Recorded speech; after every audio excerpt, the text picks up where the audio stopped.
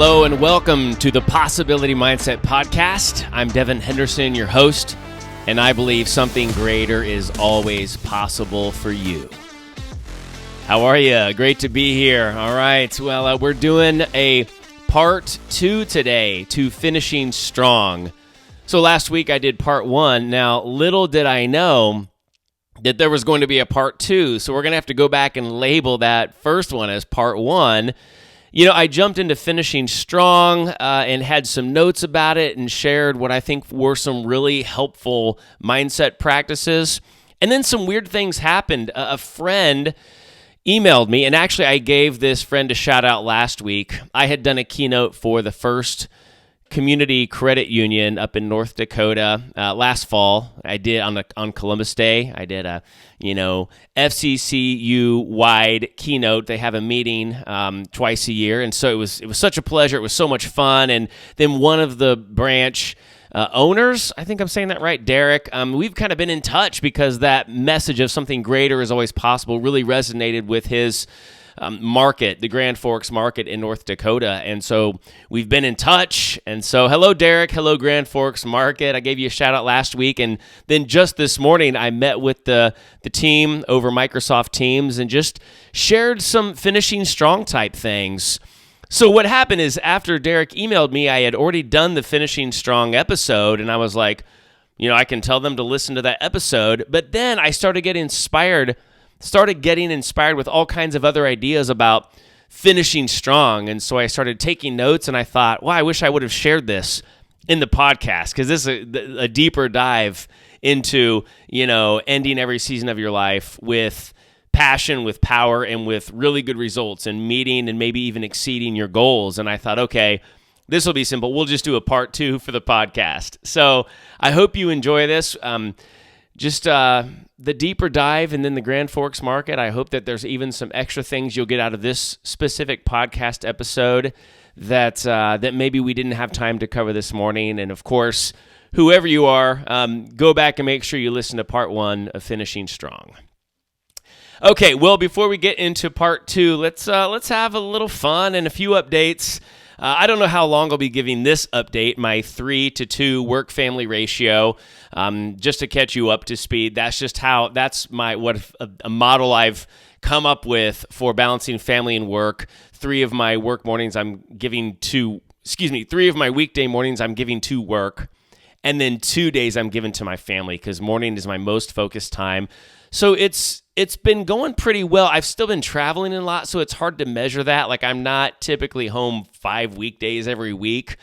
So I've kind of had to be like, okay, I have to adjust for that a little bit. If anything, I've been a little work heavy because when I'm not, like I just got home from another trip yesterday, if I'm traveling, then I'm also trying to keep up on work and create content for social media and podcasting. It really starts to eclipse that family time. And so I'm looking at this. Can I keep a weekly schedule going for a podcast? One thing I will say it does. One thing that makes it hard is the video. The main reason I do the video is so that my social media person can cut it up into clips and put it on social media, right? Because it's harder to do that with audio. People are going to more likely to watch a video than they are just to listen to something on social media with like maybe my picture there doing this and then you hear my voice. So there might be some episodes maybe where I don't do audio because it is a lot of extra work, right? Just a lot of extra time put in. I feel like, man, if I just did audio, it'd be so much simpler. So all this to say that it's nice to have a goal. The 3-to-2 family work ratio can really dictate how I'm going to work because if I have to be more productive and more laser focused with my time, I'm going to have to make adjustments to meet the goal of being a present father and husband. So it's in the works. So I think I'll just update you on the 3-to-2 work to family ratio as often as it feels necessary. So that's where things are right now. I'm going to share something random with you today. This is what I call the random segment. There's never any promises that it's anything helpful, but today it actually was something helpful. This is a communication tip, all right, an email tip, and this is something that I practice in my business, all right, and here's the tip. If someone emails you and it kind of gets buried in the inbox and you're like, oh, there's a task tied to that, and so I don't want to answer it right now, I'm going to take care of other things, give the person the courtesy of answering that email and telling them just that. Say, hey, I want to get to this, but I'm going to have to do this task. Just so you know, I've received it, and I will take care of that ASAP. Sometimes I give a deadline. Sometimes I give a loose deadline, like I'll shoot for the end of this week. If not the end of this week, then I'll get to it next week. But basically what that does is it lets them know that you've received the email.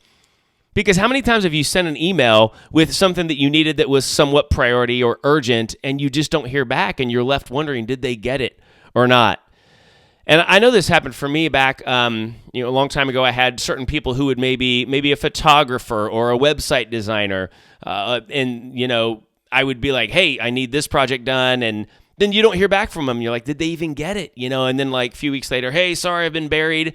It's like, it would have been nice to have the peace of mind knowing that you received that email. And I'm okay with waiting most of the time. I just want to know. So don't make people follow up and be like, hey, did you get my email?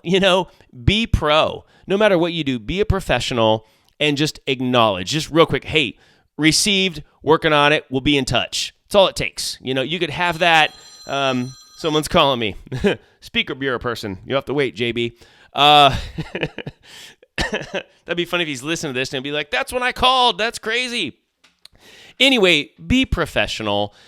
Even if it's something like received, working on it, you could even have that line as like an email template or something in your notes that you just copy and paste into, several emails that you need to get to. So I know there are other email/productivity tips out there, but just an easy one there. Just let people know you received their email and that you'll get to it ASAP. Okay, that's the random tip for today. Now, my trivial complaint. I feel like this might be an ongoing trivial complaint because it's so, there's so many parts to it. And it's like, this one might be like, there might be a series to this complaining. Here's what it is. The show Bluey. First of all, love it. Amazing show. Australian produced kids show, cartoon. It's kind of nice because it's like old school cartoon. It's not like, computer animation, but it's like sophisticated cartoon. Like when I think about Charlie Brown, I would call that unsophisticated cartooning from like, the 60s or whenever that was made. However, there is something endearing about Charlie Brown, especially when you grow up with it, and I would not want that to change for that era. Anyway, nowadays, cartoons are just like, it's amazing, the technology and everything, and Bluey is so well done. The characters are so lovable. It's a family of blue heelers, right? So they're a dog family, in case you don't watch it. Now, if you have kids or are around kids or babysit, you know the show Bluey. The music is so calming, so soothing. The stories are so fun, and it's so real to life. I know I said this is a complaint. I'll get to the complaint about the show in just a minute. But I first want to talk about how amazing the show is. I mean, if you're a dad and you watch Bandit, how he handles the kids, you can relate to the struggles and the joy and the very specific moments. Same for the mom, same for the kids. Now, so that's the great part of the show. Here's my complaint. Bluey is so good, and the parents are such good parents that the bar is way too high for real life. Okay, for example, like one of the things they'll do is I think it's an ongoing theme is the kids. Bluey is like 6, I think, and then her little sister Bingo is like 3. So they do this thing where they'll take their magic whatever wand or feather and point at the parents and say heavy. And then all of a sudden, whatever the parent is holding, they have to act like it's really heavy. So let's say you have your shoes, you're walking to put your shoes on, and the kids go heavy. All of a sudden, Bandit. Or the mom, Chili, they go, oh, and they like drop the shoes to the ground. And they're like, I can't pick these up. They're so heavy. And they just find the time to do this any old time. And it seems like, why don't all parents just drop whatever they're doing in any moment and pay attention and play the games with the kids? Well, in theory, that's awesome. And I think there's moments of that. I'm just saying the bar is so high that the parents are like always 100% engaged. Because they're not real. Okay, and to me, I don't know if this is a true complaint or if I'm just kind of on a fun soapbox, but it's almost, I wonder if it makes my kids think, why isn't my dad more fun sometimes? Why doesn't he always drop what he's doing and pretend like, that empty box is heavy?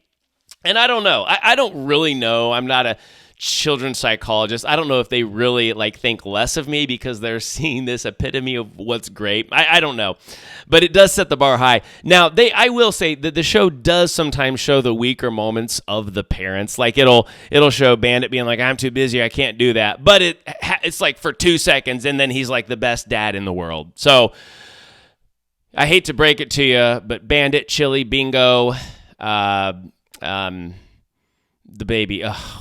I named them all. Bandit, Chili, Bluey, and I said it. Bingo. Holy cow. Not real. Fantasy world. Yeah, maybe something to aspire to. We can learn something from the parents, but this message is mainly for your kids. Cool it, children, okay? They're not real. We are. Now I sound like a psycho. Anyway, that's my trivial complaint for today. Again, trivial complaints are just a reminder to zoom out, all right, and look at all the beautiful things in life. So there you go. That's that one. Confession of a motivational speaker time. Okay. I'm trying to figure out the best angle for this. I have a coach who has helped me write my keynote speech. This isn't like a big reveal like, ooh, you shouldn't do that. But I'm a good to possibly great speech. I'm going to say I'm a good speech writer, but I'm not an awesome to phenomenal speech writer. I realized that, for the first, 15 years of me speaking, I was writing all of my own speeches, and I had taken several courses and gone to many workshops on how to write a great keynote speech, and there's several different formulas for it. And so I was following these formulas, and I had maybe 3 or 4 different versions of keynotes that I had written by myself, start to finish, that worked just fine, right? That was working in corporate America. My career was growing. Things were great. Well, what happened was I finally discovered a speech writing coach. And really what it was I had a video demo made a few years ago, like a sizzle reel, right? Sizzle reel meaning kind of like, think movie trailer. It lasts about 4 to 5 minutes long. And it's just highlights from your talk and from your life to set you up as an incredible keynote speaker in the mind of your buyer. Well, as they were shooting this sizzle reel and coming to my events and shooting me on stage, and I was kind of starting to see the video come together, I realized this is going to be an amazing video, but is the actual full-length hour-long speech going to match up to the quality of this sizzle reel? I started getting nervous about that because I was like, they're going to make me look better than I really am. Much like a movie trailer can make a bad movie look awesome. You're like, oh, that's amazing, because you get all the highlights and fast music, action, words, craziness. Then you watch the movie, you're like, whoa, that was not accurate at all. So I was like, I don't want that to be this video for my keynote. So I explored and I discovered this speaking coach, and I said, hey, this video is coming out. We need to make sure the keynote matches. Well, her name's Danielle. We worked together, get this, for 3 years. And we're probably going to do more work because it turns out she's more than just a great speechwriter. She's like a life coach. Anyway, she helped me with that initial push to get my new keynote, Something Greater is Always Possible, to the trailer, quality level, and beyond. And I was so thankful for that because I just needed someone. I needed to recognize my quote-unquote weak area, meaning just not my ultimate strongest area, which was writing the speech. I mean, all the information, the stories were there, the points of wisdom were there. I just needed someone to really help me structure that in a way that the audience receives that and digests that to the full capacity so that they can take that information and transform their lives and transform the people around them.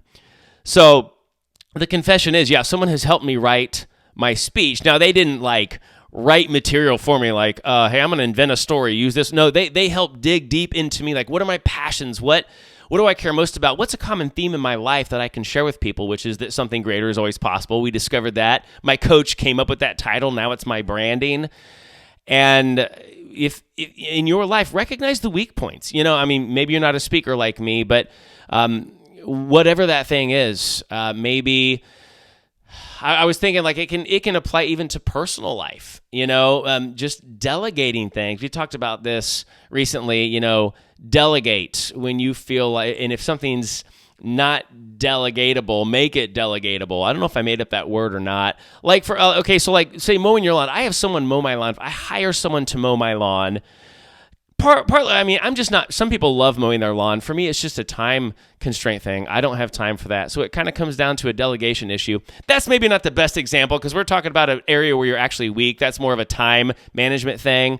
An example, maybe at work, maybe like you are you're a manager and you're not a detail-oriented person and you need someone to take care of details because it's just not, you just think more broad picture. That's a good example.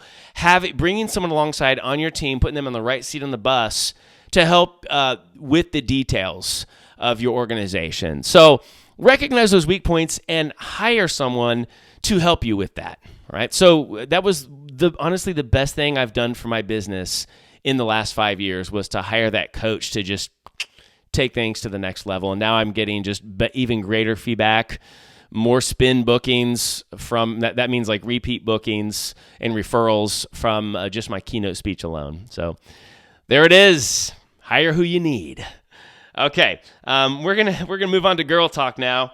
I'm kind of excited about today's. James left me a voicemail. I wonder what that's about. Probably a speech somewhere. He's probably got more work for me. All right. Or he just wants to say hi. We'll see. Okay. Today's girl talk. If you don't know, last week we did this for the first time. Girl talk. I just keep in my phone notes of what my daughters say. Okay. I have 7 daughters. So we have a range of ages, 16 all the way down to 2. I always write their name, their age, and what they said. And it could either be cute, it could be funny, or it could actually be kind of like deep and wise and profound. And so it's like I have to write this down. So I'm not going to say their names and embarrass them. I'll just say whatever age they were at the time. And I'm just going to give you a couple today. So here we go. Girl talk from the mouth of babes, verbatim. All right, age 5. My imagination is real. Think about that one. That's so deep. My imagination is real. Okay, same kid, also 5. She fell off a box, and as she's falling, she says, "I'm barely okay." So we quote that all the time. We'll bump our elbow and be like, "I'm barely okay." So I love that. Same kid, 5 years old. She was like on a roll, apparently, because these are all, I just do them in order. It's so funny. I guess this is after I didn't get her something at Sonic. She said, "I am not happy with Dad right now." All right, good to know. I think my wife might have texted me that, or no, that would have been, I would have been there because I'm the one who didn't get her something. So that's pretty funny. Okay, same kid, 5. It was hard.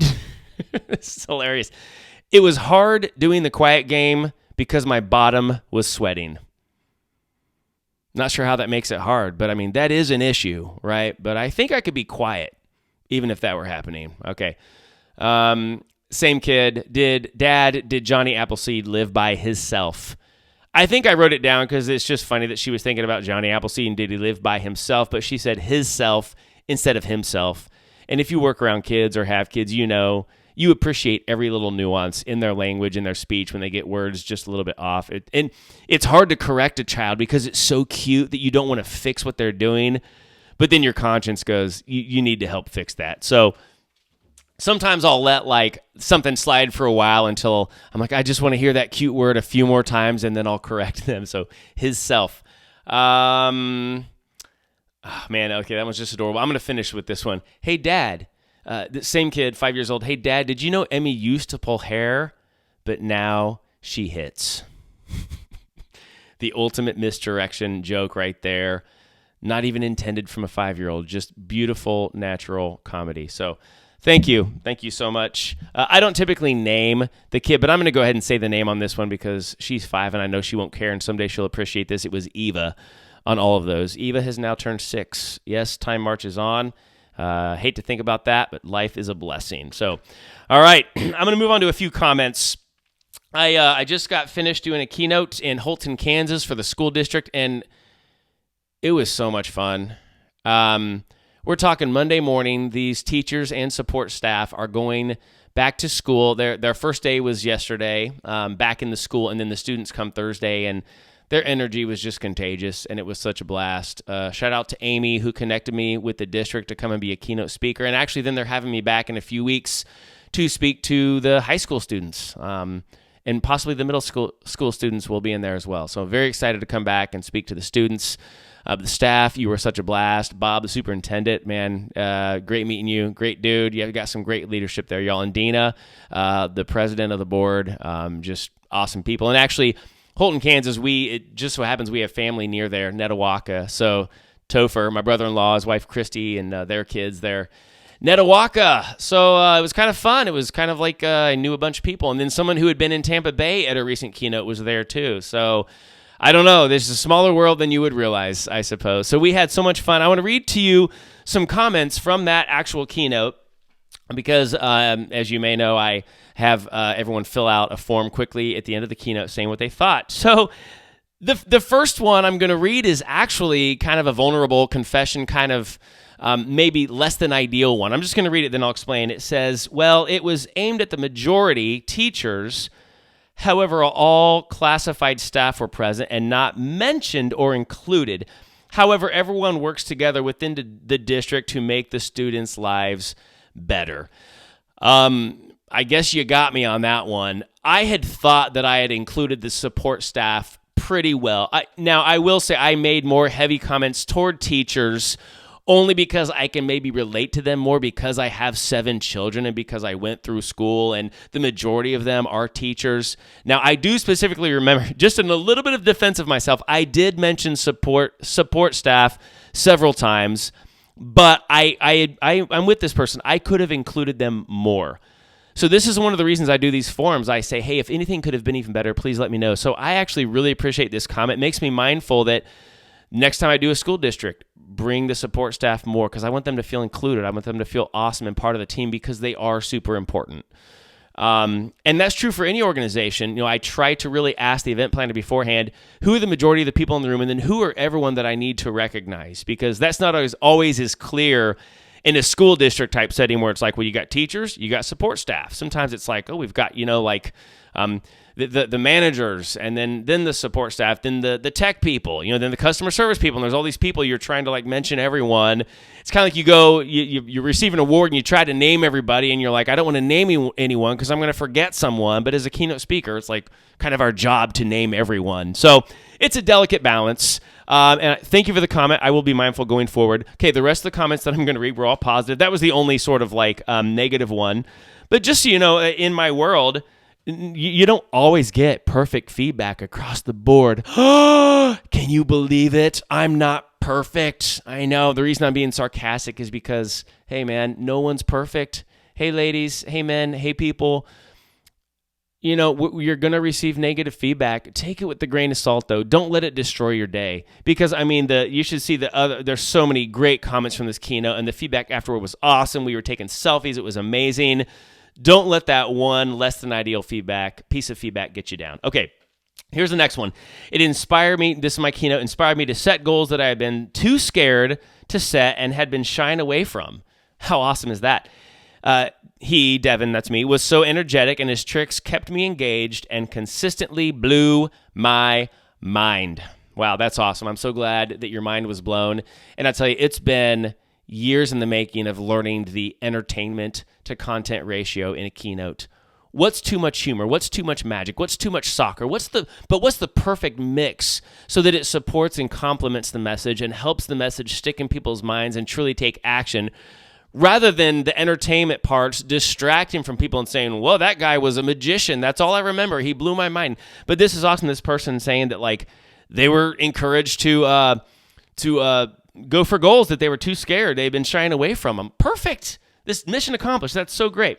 Okay, next comment. Very fun and dynamic for staff. He tells funny jokes, relates to the crowd, and does cool performances. Very entertaining and a good message as well. Awesome. All right, here's another one. Devin is a motivational speaker who engages audiences to share about growth mindset and applying it to all aspects of your life. Very true. Okay, last comment. The session was incredibly engaging and energetic and was a great start to the day and school year. It encouraged me to be persistent and reminded me to have gratitude in every situation. It was incredible. Yeah, wanted to make sure I saw that right. 2 exclamation points after incredible. Woohoo! Okay, that's awesome. Well, thank you all for filling out those forms. That is very helpful. Moving forward, one of the main reasons I do it is to improve the next speech, and this person with their comment is going to help just that. So I appreciate the honesty. All right. Well, there it is. There's the fun. I hope even if we stopped the podcast right now, I hope you'd be like, I feel uplifted.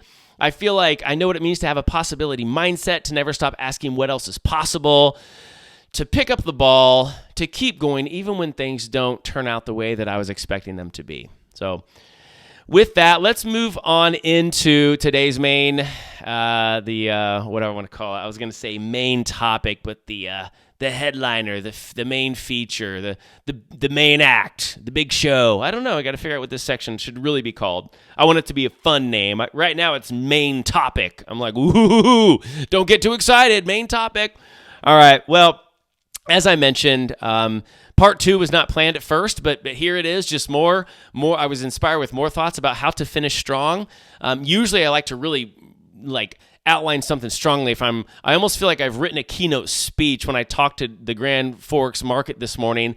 I almost feel like I was taking notes, and I was like, I want to set up a promise. I want to conclude it well. But it was like, it kind of turned into 2 main sections, mindset and tools. Right? So mindset practices to be able to finish strong in whatever season or project you're going through, and then tools. So to take it from the head to the hands to actually apply the things that are in your head so that you can really meet or even hopefully exceed your goals. Because remember, something greater is always possible. So we're always looking at exceeding, going above and beyond, next level greatness. So here we go. I'm going to give you these mindset practices and tools to help you finish strong in whatever area of life you need to finish strong in. All right, so mindset, just go with me. Little, just maybe some random thoughts. We'll see how it ties together. Do you want to finish strong? Well, you have to actually start. I think sometimes we have to ask ourselves, have I truly started? Am I all in? Or have I just kind of been along for the ride, just kind of flying under the radar, just, showing up, but not really showing up, just getting my paycheck? Or are you like, I'm starting? Well, guess what? It's never too late to start. The Grand Forks market has about 3 months until they get to the end of however they measure their year, right? So they can hit certain goals, certain bonuses. It's a credit union, so it's about, opening more lines of credit, getting more members. So there's several different goals it could be, but whatever your goal is, have you actually started it? Have you taken that first step? It's good to, ceremonially in your mind and even outward, have a starting point for your goal, so that boom, the races are off, like that, that gun pop, that cap gun pop when runners are running. That's the start. Has that started for you? If not, pull the trigger today. Start. Now, I like to start each day. I don't always start perfectly like this. I like to be mindful about my day. I half believe in a to-do list, half don't. I more believe in a to-do list than I want to admit. Last night, I was talking to my wife about this. I said, the kids had my phone, which is what my to-do list is on. They were doing something with taking pictures or something. And I was like, I need my to-do list because I'm lost right now. I don't know what to do next. And I don't know if that's like a weakness or bad, but I'll tell you what my wife and I said about it. We said, it's good to organize your day when your mind is the most in it. That way, when you're out of it and you're stressed and you're tired and it's the end of the day, you have a guide for here's the things I would like to get accomplished. And even something that goes on my to-do list every day is spending time with the girls. So there's certain things that, I'll be honest, there's times where it's like I have to put on my to-do list, remember to brush your teeth, because I might have forgotten that morning. And who would have thought you would need to brush your teeth on your to-do list? But sometimes I'm just running so fast, my mind's so full that I have to have that list before me. Now, some people argue, don't have a to-do list. Have just one thing you're going to accomplish in the day. And I believe there's power in that too. What that looks like for me is prioritizing and then looking at what can I realistically get done today, what's most important, and then take everything else and put it on tomorrow so that today feels a little bit lighter. So starting with that mindfulness can really help you focus, because without that focus, you're not going to finish. Starting mindful, whether that looks like reading, listening to a podcast, praying, journaling, meditation, coffee with someone who's calming and soothing you can bounce ideas off of, but starting the day mindfully. Slow down. Don't go to email or social media first thing in the morning. That's just going to cloud your focus. Get focused, then start. Now, here's another tip. Be proactive when it comes to finishing strong in your goals. It's what you make of it. Like for me with the podcast and social media, there's times where I could just kind of be like, this ain't going to get done today. But then it's like I have to take action and do this. There's people who need these positive messages. Get out there. And so instead of saying, I'm hoping this happens today, say, I am making this happen today. It's up to you. You're the only one who can make it happen. If all you do is hope, this is up here in your head, to make it happen, it comes to the hands. You go, you do it, you make it happen. And then every day, picking up the ball. Picking up the ball means maybe yesterday didn't look ideal. Maybe certain things popped up that really distracted you and got in the way of your drive, your desire. You lost sight of the finish line. Do the right activities. Picking up the ball means to take meaningful action consistently, no matter what. Okay, no matter what, if you had technology issues or you got injured and unless it completely put you out, my foot hurts, but I'm still going to do this thing. I'm still going to walk over there and, whatever. Man, I'm having trouble coming up with examples today, but don't eliminate those distractions and just pick up the ball. Keep it. And sometimes people around you need help picking up the ball too. If you see a teammate who's struggling, that ball can be real heavy at times. Help them proverbially pick up the ball so that they can move on in their work. And sometimes helping other people, teaching other people, you get inspired.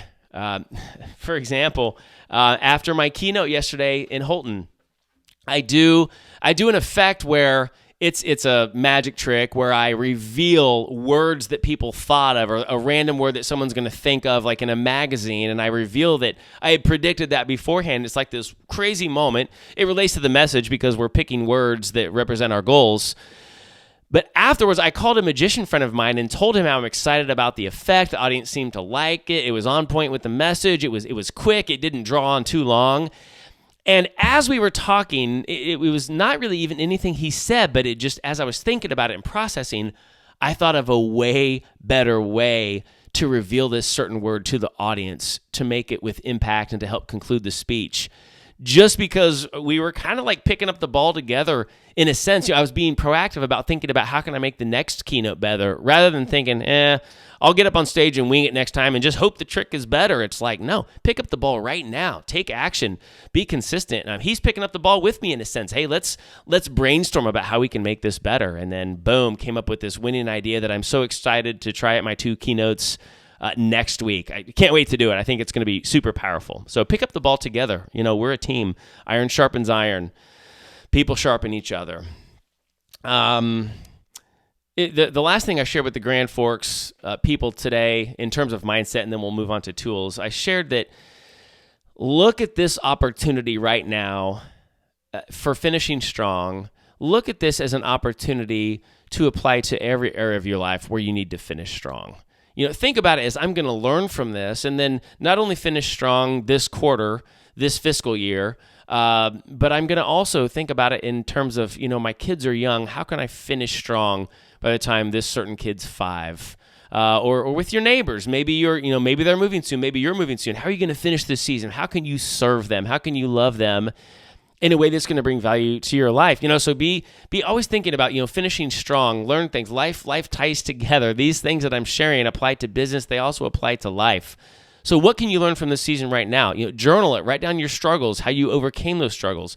What best practices or tools, like maybe what you're learning here today, helped you pass hurdles to really meet and exceed your goals. So this is an opportunity. This circumstance is making you stronger. All right. Let's move on to tools as I take a drink of mud water. That would be the perfect place if mud water were a sponsor to plug mud water, because I've already had coffee today.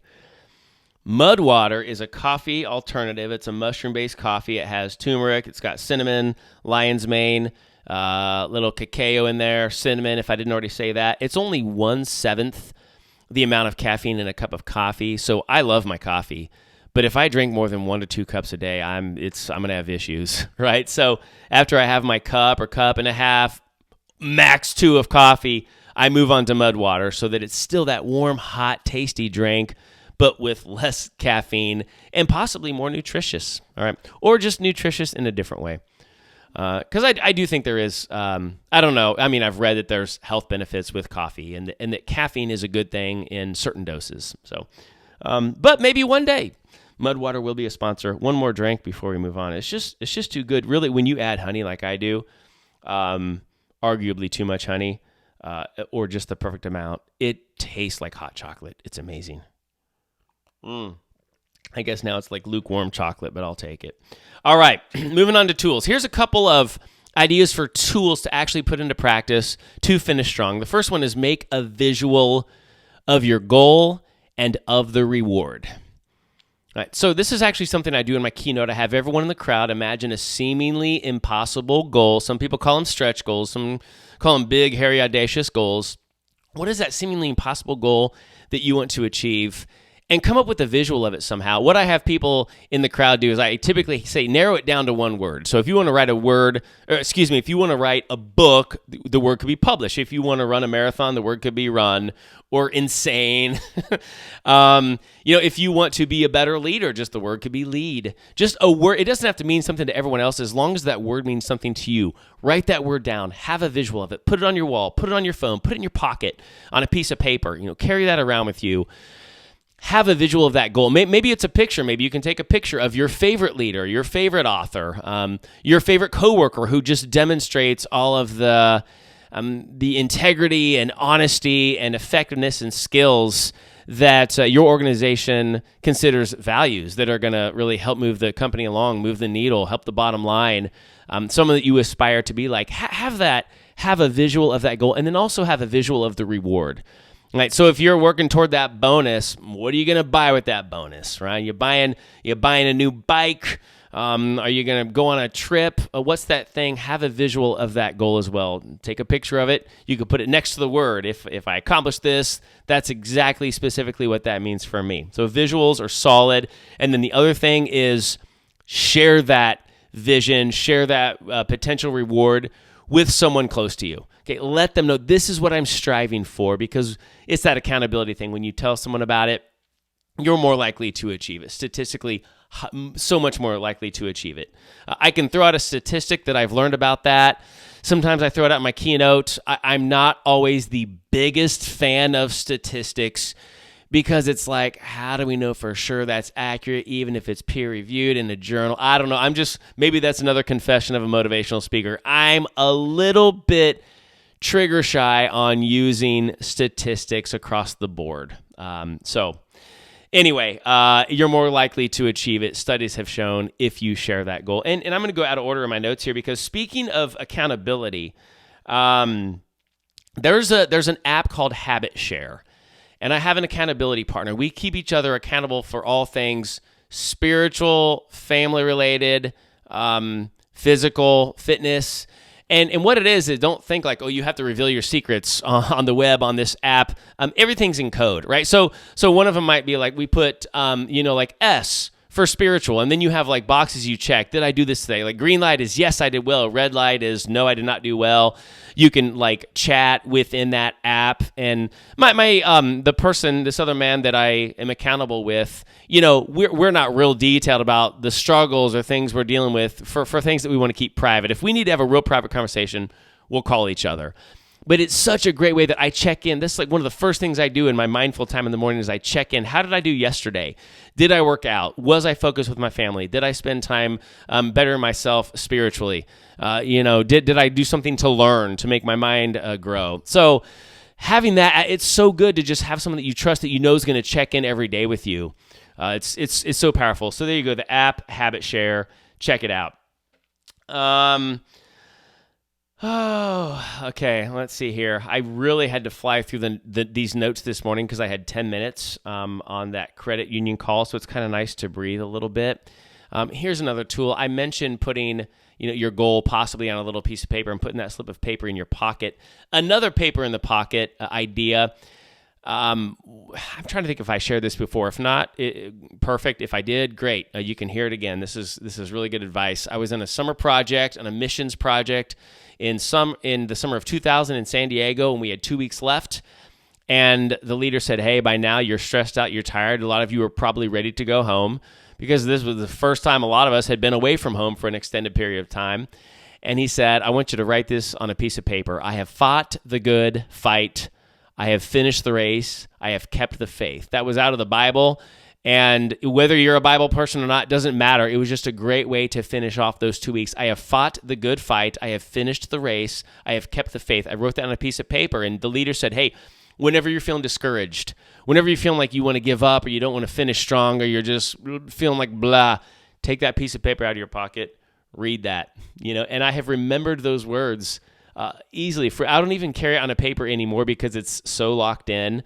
That mantra has helped me finish strong in so many areas of life. So I encourage you could use that mantra or any mantra that will help you finish strong. Something about having a good old, getting out, dusting off your pencil box, or you get a pen out, write on a piece of paper, put it in your pocket. It feels good to go old school, right? It kind of changes the game for you. All right. And by the way, I'll just a quick tag to that. Maybe instead of writing a mantra, if you're going to maybe go on a vacation with that bonus money, you just have like a postcard from that place. You fold it up, you put it in your pocket, and every time you put your hands in your pocket, you just remember, okay, baby, this is why we're doing this. This is why I'm working hard. Let's finish this race. Finish strong. Okay. I'm going to give this quick reminder too. Count your blessings, like we talked about with the trivial complaint section. As I say in my keynote, always give thanks. Zoom out. Allow yourself to count your blessings and remember the things that are going well, because it's so easy to focus on the things that are not working well. Focus every day on your greatest treasures and the things that you cherish most. Okay, always give thanks. This is something I shared. I know that these are all not necessarily tied together in any particular order, but here's the next piece of advice I gave the Grand Forks market. I was inspired with this like last night, late. Eliminate gossip from the workplace and from your life. I have a history of I'm a recovering gossipist. A lot of confessions coming at you today from a motivational speaker. It's poison. Now, initially, it's fun, it's juicy, it feels good. You can bring other people down, and in your perception, bring yourself up. It's a way to connect with other people. It's something to talk about when you have nothing else to talk about. But it's toxic. It's poison. It can damage your relationships. It can hurt the workplace. It can make you finish weekly. Weekly, WEAKLY. Okay, finish weekly. Because if everyone's not supporting each other and loving each other, then you're just not going to finish strong together. You're not going to have that cohesive energy toward finishing this goal together. So eliminate gossip. A couple things. I shared this with the team too, is that have something set in place to combat gossip, since it's so strong. I think it's Dave Ramsey. He's a financial guru, and he has 300 employees last I heard working for him. And I think, don't quote me on this, but I think he has a rule that if you're caught gossiping once, you're let go. It's either once or twice. I think it's once. If you do it one time, you're gone. That's the negative, strong power that gossip has. He recognizes that. That's not going to be good for this place. So I have to be mindful of it constantly. If my kids hear me gossiping, talking negatively about someone else, they're more likely to do it. So our family, this is what we've done. I encourage you to do this with your team. Anytime we hear someone talking negatively about someone, we have the right to ask, okay, now tell me 3 good things about that person. And it doesn't come across as judgy or passive-aggressive, because this is already agreement that we have. Right? So you want to make sure that everybody's on board with this. Don't spring that question on someone out of the blue. They'll be like, excuse me? Who are you I hear you talking negative about people all the time, because everyone in our family does it from time to time. So all of us have the right to call each other to greater action and to admonish each other when we see this happening. And it is good. At first, it kind of jars you, like, I was having fun gossiping about this person, but then it's like, okay, let's find some good things. And I'm going to be honest, sometimes it's really hard to find those 3 things. And so it's a little bit of a stretch. But even if you can't pinpoint great things about that person in that moment, it at least reminds you Don't talk negatively about them. Try harder to look for the good things because the bad things are so apparent, so obvious. Sometimes we got to look a little bit harder to see greatness in someone. So eliminate gossip. Also, be nice to yourself. My wife was listening to a podcast one time, and she said that the person was talking about self-care and self-soothing and just being nice to yourself, and how it's even in a moment where you feel like you've dropped the ball, you've failed, you've let people down.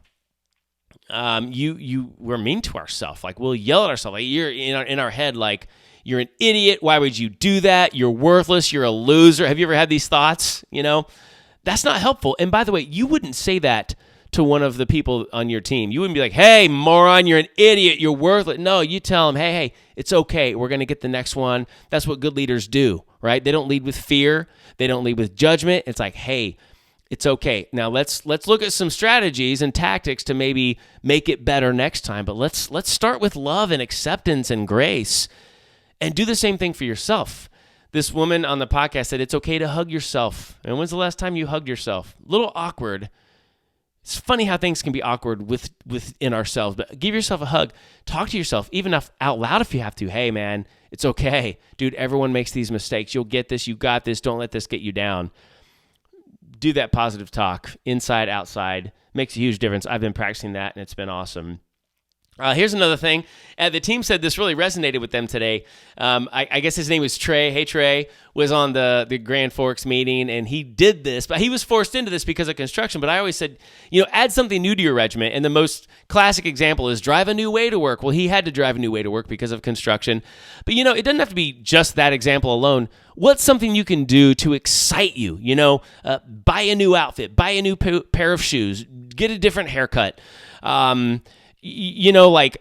Set up your desk differently. Just do something that's different with your regiment. Maybe change the order of your structure of your day if you have that flexibility. It's really funny. That's something I learned in stand-up comedy, is that sometimes just change the order of your bits.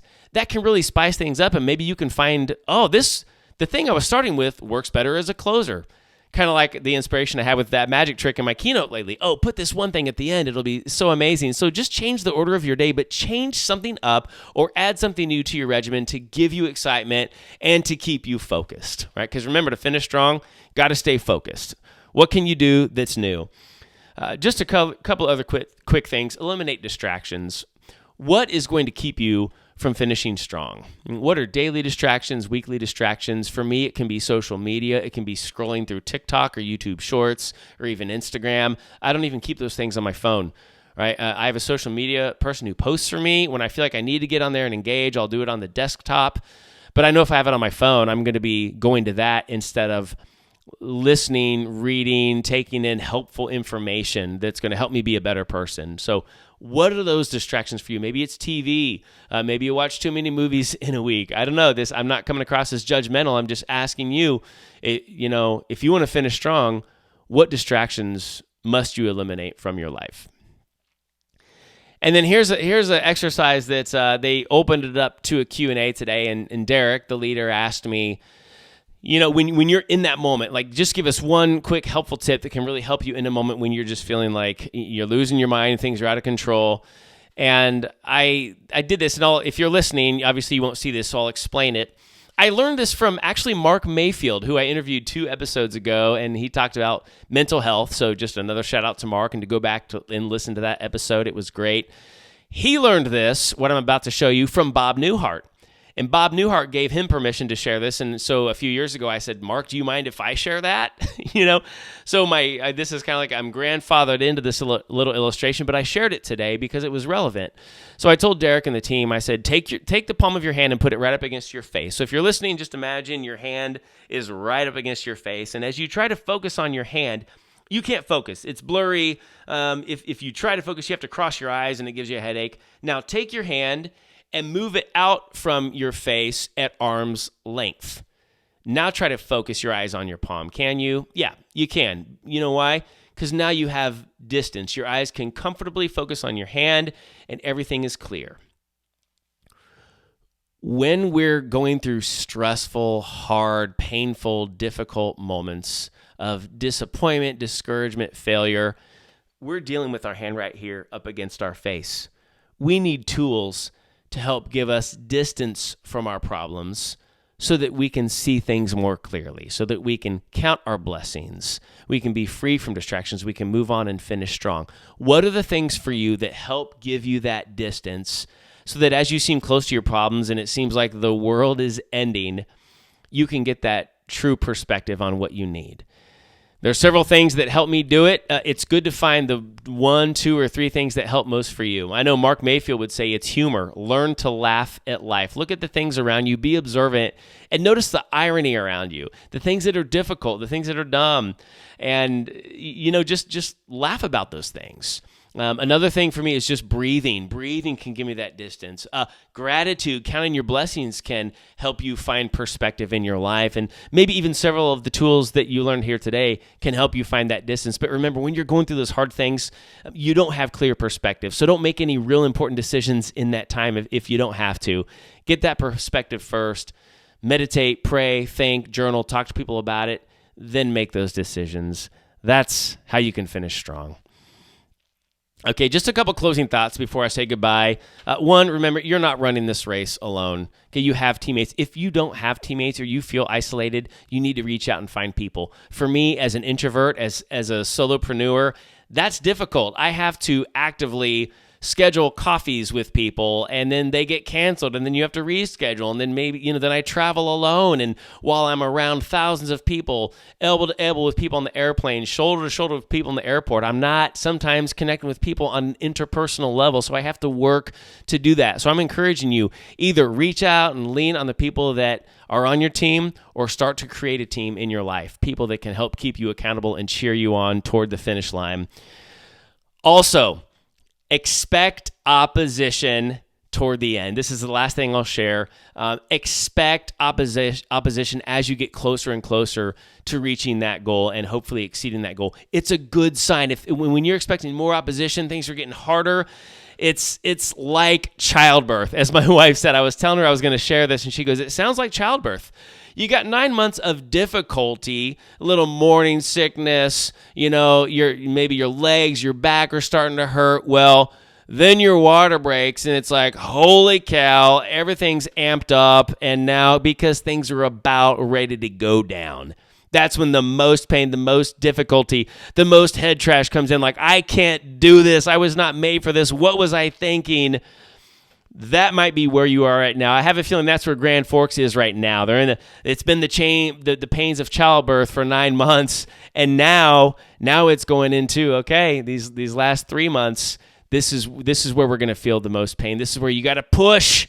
You got to feel, when do you push the hardest? Well, this childbirth scenario is even more on point than I realized, but push until you hit that breakthrough. Holy cow, that was not a planned analogy either, but you want to hit that breakthrough so you can birth this new idea, these new results, and start a new beautiful creation of the work that you've finished strong with.